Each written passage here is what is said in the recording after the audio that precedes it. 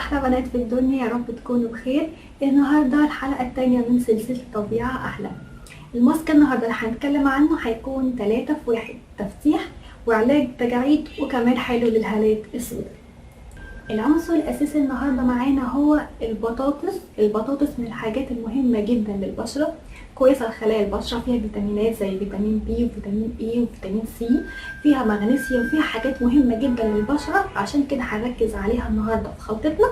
المهم تعالوا بقى تابعوا معايا الخطوات عشان نعرف الماسك بيتعمل ازاي، وما تنسوش تعملوا سبسكرايب للقناه عشان يوصلكم مني كل جديد، وتتفرجوا على كل فيديوهاتي اللي فاتت. يلا بينا نبدا الخطوات.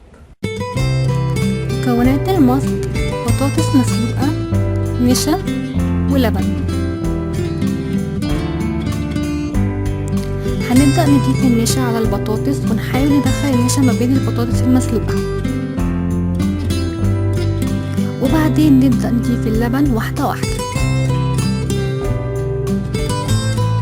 أول ما نلاقي الخليط بقى شبه الكريمة كده هينفع نحطه على وشنا.